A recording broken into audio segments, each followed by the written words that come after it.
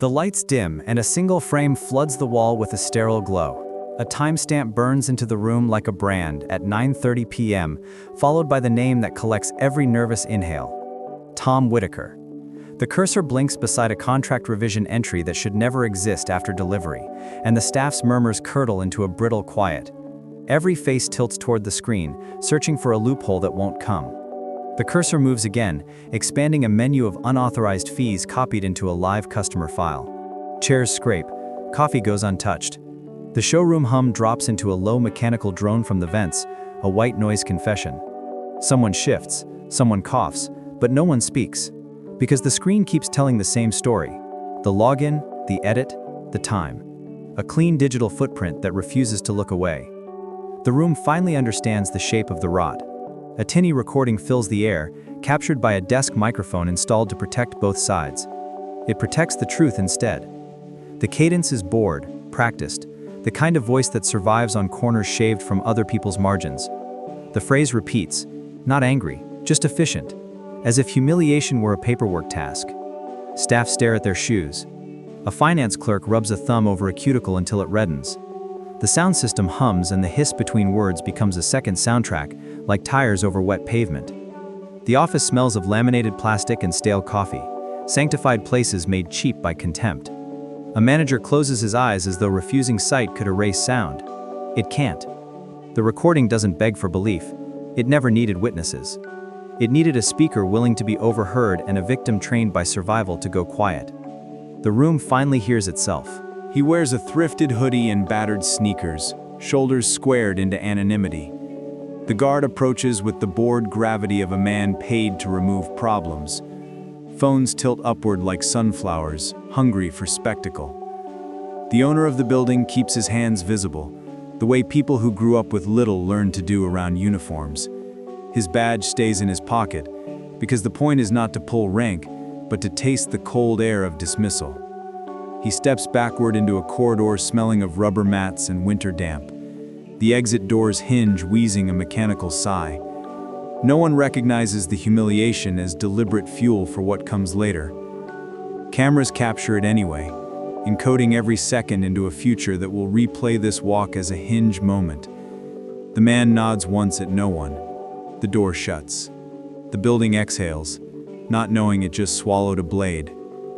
The bottle slips from Rachel Monroe's hand when the pen skates too close to the forged total. It rattles, rolls, and settles under a chair with a sound too small for the size of the decision. The baby breathes in those soft tidal rhythms that make time feel risky, a patience that could break if someone raises a voice.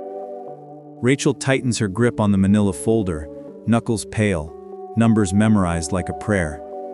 She counts rent, daycare, groceries, and the space left over where dignity should live. Fluorescent light buzzes above, a halo for the wrong kind of ceremony. The paper smells of toner and the past. Somewhere beyond the glass, a printer spits out another page with the same lie wearing a new font. Inside her chest, a metronome marks consequences. She learns the rhythm of being pressured by a clock that cares nothing for babies. Her phone glows with the hard arithmetic of poverty. 4:12 in the afternoon. A soft clamshell of minutes left before an automatic debit pings and a daycare slot disappears into the tidy finality of policy. The screen's blue light paints her palm like frost.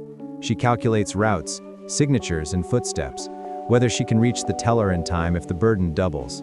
The building around her handles money like oxygen, abundant for those who inhale without thinking. Rachel breathes differently. Every buckled strap, every folded receipt is a contract with the day refusing to extend its spine. She shifts the carrier to calm a small sound from her daughter and feels the strap burn into her shoulder like a sentence. She notes the extra fees again, each one a finger pushing down on a scale. The second hand doesn't slow for outrage. It never does. They arrive like weather, one by one, the quiet kind of storm that changes pressure without making noise. An elderly couple with a folder brittle from handling. A young tech with a lanyard and a stunned look that says paychecks bend when promises don't. A delivery driver who smells of diesel and overtime. They compare papers near the service counter, a fellowship of strangers forged by identical ghosts. The line bends toward the lobby like a question mark nobody wants to answer. Whispered totals pass from mouth to mouth, the haunting math of small thefts made large by repetition. At the desk, a receipt printer feeds another pale snake of evidence onto the floor. Two salespeople try not to watch and fail. Someone opens the glass door and cold air drifts in, clearing the stale sweetness of old coffee with an honesty that cuts. Humiliation goes public. Long before suits and shareholder calls, a boy washed down a sunburnt hood with a rag that stained his fingers the color of work. His mother's Cutlass Supreme waited at the curb like a small victory, wearing rust. She taught him that dignity never came with the keys, only with the way a person was treated when they asked for fairness. Years later, on a gravel lot behind a barbecue joint, he sold 3 cars in 7 days and slept worse from worry than hunger. He learned the ache of counting inventory and the colder ache of counting trust. The first plaque he hung wasn't about volume, it was about not lying. When scale arrived, it brought people, policies, and the predator's whisper that speed outranks patience. He fought it with systems and training until the whispers found quiet places to grow teeth. He forgot how rot travels. In an office 2 states away, Rachel reconciled invoices until the columns sang the clean tune of balance. She was quiet, principled, a ledger that refused to accept rounding errors that smelled like favors. She flagged discrepancies in a fleet sale, documented patterns no one wanted to see, and waited for the kind of thanks that never comes when numbers reveal human choices. The email thread grew, then stalled, then vanished into that padded corner where careers go to be softened into resignation. She left without a headline, carrying the skill that doesn't glitter, remembering how the math should look when no one is trying to make it behave. Now she sits as a customer, the baby asleep, the folder heavier than paper, and tastes the iron in her mouth that arrives when truth approaches with a bill. Memory prepares her for a familiar vanishing act. In the sales pit, applause followed totals, not testimonies. Managers praised velocity, not clarity. Chalkboards turned into leaderboards, and leaderboards turned into mirrors for men who loved their reflections. A phrase entered the bloodstream about required protections, and nobody asked why protection always cost more for the people who could least afford to be protected. The template library swelled like junk drawers do when nobody wants to throw anything away. Training scripts learned to smile while taking inches that became miles. Somewhere in the chain, a decision traded compassion for convenience and called it competitiveness. The shop coffee grew stronger, while patience grew thin. Nobody bans greed. It arrives disguised as hustle and sits in the front row until invited on stage. By the time someone looked down, they were already clapping along, applauding numbers only. The math felt clean because the stain lived off the balance sheet. A receptionist learns to triage eyes, approving those who arrive with polished shoes and dismissing those who wear their late shifts like jackets. A hallway memo adjusts greeting standards with words about efficiency and bandwidth, the bureaucratic alchemy that turns neglect into policy. The phones ring like small alarms that no longer require urgency. The building's smell changes, less like rubber and cleaner, and more like indifference, a scent most people recognize but cannot name. The calendar fills with meetings that celebrate totals, while the inbox holds messages that question the method. Those messages age without reply, their subject lines turning yellow in the mind. Corporate silence is not absence, it is strategy by gravity, a slow pull downward where the floor thins under moral weight. Eventually, the ceiling lowers too, and everyone learns to walk bent without noticing the posture they adopted to survive. Town by town, complaints learn to speak in pairs, then trios, and small choirs rehearsing in diner booths and church parking lots. A Knoxville couple finds warranty padding where certainty should sit. A Franklin nurse holds 2 contracts that do not rhyme. A service advisor shrugs at a fee with no body attached. None of it is loud enough to topple anything powerful, but together they ring like distant thunder warning of a weather shift. Leadership hears the sound, calls it static, and turns up the volume on the quarterly anthem. In that widening gap between sound and listening, resentment settles like dust on every flat surface. It dulls the shine, it scratches skin, it waits. Whispers are patience armed with memory. When the right gust comes through, they lift as a sheet, and suddenly what looked clean reveals the shape of what has been hiding underneath. A black Civic from another decade idles at the edge of the lot, paint softened by sun and salt. The man inside watches the automatic doors open and close for other people, measuring cadence like an auditor of manners. He parks 2 blocks away because vanity leaves fingerprints. The morning air smells damp, carrying the soft gray of Tennessee mist, a quiet filter that makes everything look honest. He walks in through the service corridor, where real work used to start early, and the bell above the bay tings a polite note that falls unnoticed. He sees empty chairs with warm screens, and a water cooler absorbing an anecdote that ends in a laugh not shared by the person paying. The building holds its breath for the man it can't see yet.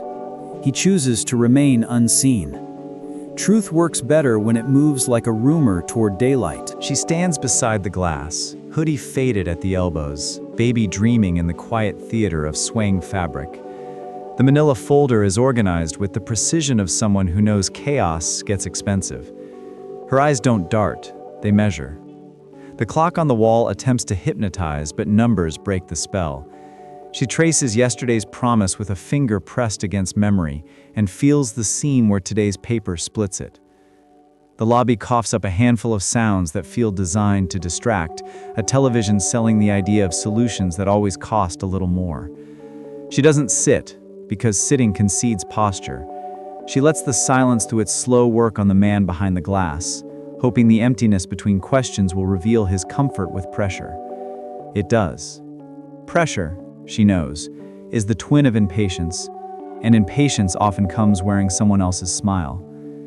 He arrives with a clipboard and a cologne trail, the kind of man who believes confidence can be sprayed on every morning. His movements are clean, practiced, a choreography designed to control attention with the frictionless glide of jargon. He presents a set of delivery add-ons the way a magician presents doves, asking the audience to admire the flutter so they miss the pocket. The fees sit in their boxes like inventions requiring signatures to become real. The printout carries mismatched fonts that only a careful eye will hear as discord. He speaks quickly, a rhythm that denies time for arithmetic, and positions everything as inevitable. Most people don't fight inevitable. He relies on the reflex that turns fatigue into consent. He does not consider the baby, or the daycare clock, or the woman who once tracked fleet invoices without losing a penny to sloppiness. He sells gravity. Resistance need not raise its voice. It can sit perfectly still and replace fear with friction, a refusal to slide. Rachel tightens her grip on the folder until paper becomes a brace. The baby stirs and quiets, a soft reminder that every dollar spent on lies steals milk from a person who will never see the ledger. She lines up yesterday's clean numbers against today's swollen ones and notices the roundness where sharp corners used to be. She breathes through the math, counts back from disaster, and decides to let the quiet accuse the room. Across the glass, a monitor reflection splits her face into 2 versions, the one taught to be grateful and the one tired of gratitude costing more than theft. She chooses the second. The pen waits between them like a small weapon seeking a hand. She leaves it where it lies and watches gravity think. He has seen fraud dressed in mess and fraud dressed in uniforms. This one wears typography. The phrase resurrected from a grave he dug himself returns like an insult pronounced with perfect diction. He studies the header spacing, the section hierarchy, the way corporate templates breathe differently from counterfeits built by haste. The number for VIN etching glows like a bruise in bright light. He feels the scene narrow into a corridor that leads to an old promise he made to a woman who taught him that poverty enlarges shame and shrinks time. He watches Rachel calculate the shrink. His jaw tightens not at anger, but but its certainty. Rot finally offered a clean edge to hold. He chooses not to pull rank yet, because truth revealed too early teaches predators to mask better. He lets the blade rest in his hand while the room finishes proving it deserves the cut. There's a moment when survival lowers its head, then changes its mind. Rachel marks it with a breath that shifts posture from defensive to deliberate. She arranges the pages into a clean stack, a ritual that separates story from noise. The gap between yesterday's promise and today's price no longer looks like confusion. It looks like choice. She calculates what the extra dollars do to groceries and to the empty space on the calendar where emergencies happen. She remembers offices where she once flagged anomalies and learned that truth without power can suffocate. She won't suffocate again. The room remains polite, bright, and flavored with the aftertaste of burned coffee. She becomes something harder than politeness. She asks for time, for clarity, for math that returns to behaving. The pen remains on the table. The baby settles. Pressure fidgets, suddenly aware it may have misread the quiet. Footsteps shift the air. A general manager steps into the doorway, carrying the brittle smile of hierarchy interrupted. He sees the man in the hoodie and loses the expression, because recognition is louder than manners. The room rearranges itself around power it didn't expect to witness in Cotton. The owner of the building stands still and finally lets the blade show. He does not narrate authority, he demonstrates it by refusing to move. In that stillness, titles collapse. The manager's throat tightens with the dry fear of realizing that shortcuts have edges that cut up the arm. The salesman's certainty puddles at his shoes. The woman with the manila folder keeps her eyes on the page, because dignity doesn't need spectacle to be real. Identity lands without pageantry, only with consequences that begin to tally themselves like debts previously ignored. The room prepares for a different weather. A conference room becomes a courtroom without a gavel, screens bright enough to strip away the comfort of shadows. The login timeline appears alongside the contract edits, the cold certainty of audit trails moving in lockstep with the emotional mess they document. Rachel's old email from Memphis surfaces, an artifact that smells like dust and warning, proof that patience wasn't the problem, listening was. The baby's carrier rocks softly on the table, a metronome for how long this took. People stare at their faces reflected in the screen's black borders, struggling to recognize themselves in the glow of evidence. The building's air vents blow the indifferent breath of climate control across damp foreheads. No one reaches for water because thirst feels trivial beside exposure. The room doesn't erupt. It lowers its head, as if shame were a weather event that must be waited out without umbrella or shelter. A cursor hovers over a folder named with the kind of bland language designed to survive audits. Inside, versions multiply like shadows at dusk. Each file name carries a date, a time, and sometimes initials that mean nothing until they mean everything. The version history unfurls, a calendar of decisions tucked into small edits. A column labeled "Required" changes hands too often to be accidental. The screen captures the uncanny similarity across offices that supposedly work independently. A pattern becomes a portrait. Someone inhales sharply when their own initials align with a timestamp that makes their stomach cold. This is what greed looks like in the age of permissions and cloud backups. Not a mastermind's lair, but a spreadsheet of arrogance. Careful until the moment it wasn't. The cursor stops on a file that matches the fee added to Rachel's contract. The room realizes crime can wear company fonts. Grainy nighttime footage paints the lot in sodium orange. The microphone rides the edge between wind and confession, and then it lands cleanly on a voice that mistakes darkness for privacy. The words carry the stale taste of threatened power, the ancient script that scares beginners into silence. Trevor Hale, whose hands have known more wrenches than commissions, stands with shoulders squared against an older man's sales swagger. The camera doesn't flinch. It documents the small ugliness that keeps big ugliness comfortable. Faces in the room watch a younger coworker absorb contempt like weather and decide not to bow. The clip ends with a door's hydraulic sigh, the sound of a building tired of harboring secrets. The silence after the video is thicker than any speech, because everyone has seen how modest courage looks in cheap lighting. Trevor's name begins to gather the gravity previously reserved for totals. The showroom remakes itself into a gauntlet, not of shouts, but of witnesses. A line of customers forms with folders pressed against ribs like shields made of paper. The two men responsible for tone stand at the far end and stare down a hallway that will not shrink. No one speaks, because words would make this theater smaller, and sometimes the body must learn what the tongue refuses to teach. They walk, and every step accumulates interest on debts unpaid. The faces they pass don't sneer, they hold a quiet that weighs more than insults. Cameras blink red like timid stars. The building hears its own heartbeat and realizes it's been racing for months. By the time the corridor ends, apology has lost its performative gloss and sits stripped, humble, and late. The lesson arrives without flourish. Humiliation is most honest when the audience is the people you wronged.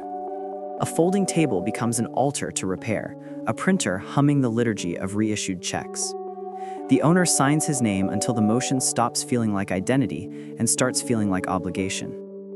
Each envelope is heavy with minor miracles measured in rent paid, overdrafts reversed, daycare restored, medication purchased on time. The lobby fills with the soft percussion of relief, a sound you only hear when money returns to places it should have never left. Cameras witness without spectacle. Repair is not cinematic, it is repetitive. A whiteboard tallies the fund as it drains, a countdown that feels like sunrise. Names are read softly, amounts verified twice, hands touch paper like it might float away. Pride does not belong here, precision does.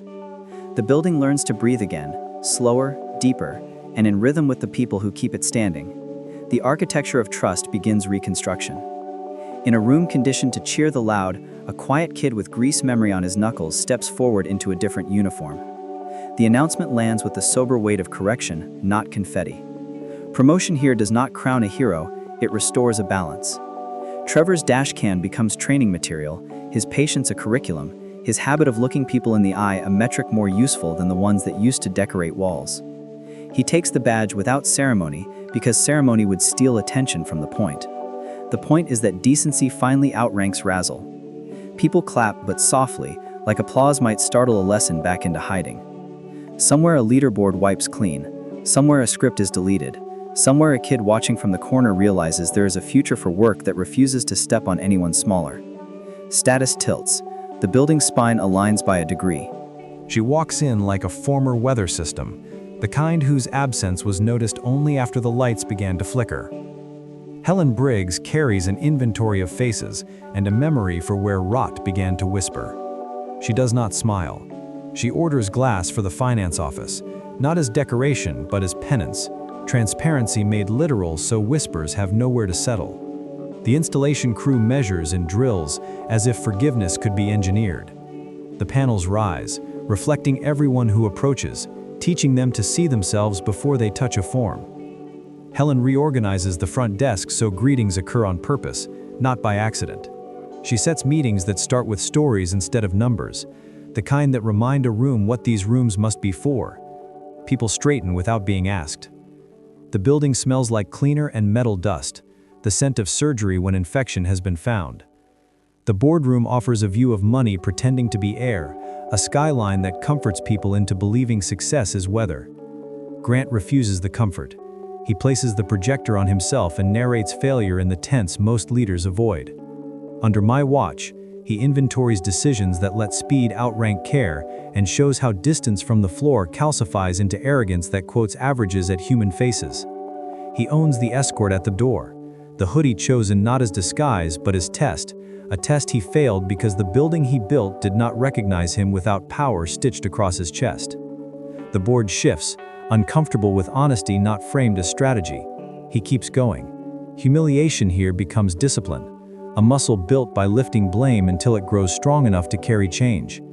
The meeting ends without congratulations. It ends with work orders. He leaves lighter, stripped of alibis. A teller stamps approval with a beat that sounds like lifelines being tied off. The refund cleared, the account breathes, and the debit pulls without protest.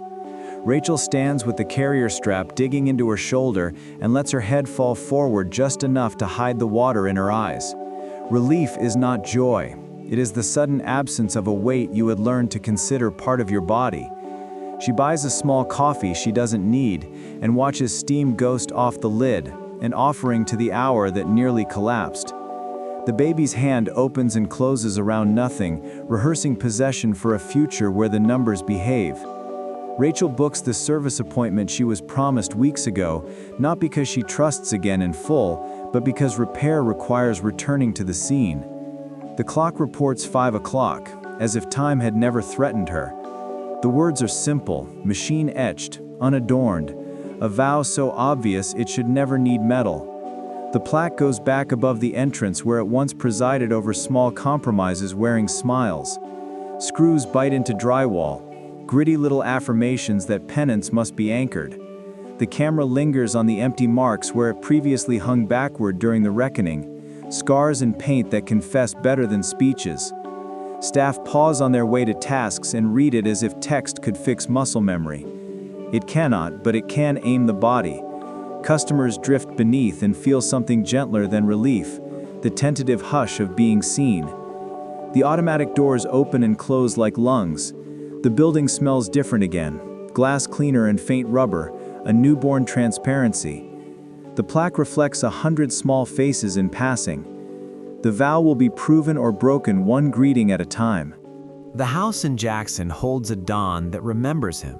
Boards creaking, the old rhythm of a life built with 2 hands and cheaper paint. He sits with coffee that cools into something drinkable and opens the envelope marked with a seal sharper than memory. The Attorney General's inquiry lists documents required and timelines that do not negotiate. He reads slowly, letting responsibility enter the bloodstream without clotting into self-pity. The photo of a Cutlass Supreme sits under his hand, edges curled by years, mother's smiles stubbornly present. He thinks about how rot hides in speed, how apology without proof is perfume, how leadership is a posture held when eyes are elsewhere. He finishes the coffee at a temperature that demands attention and stands. Birds move across a power line like notes. He heads to the office because work is a verb, or it is nothing. The showroom holds a quieter music now. Trevor Hale explains trim levels to an older customer with the patience of someone who learned dignity the expensive way. Across the room, glass throws honest reflections at anyone tempted by shortcuts. Rachel arrives for service in a hoodie that has learned to carry fewer burdens. Her daughter, older by the width of a month, holds a plastic ring and stares at the world as if it already owes her nothing but truth. Trevor greets Rachel by name without theatrics. Paperwork behaves.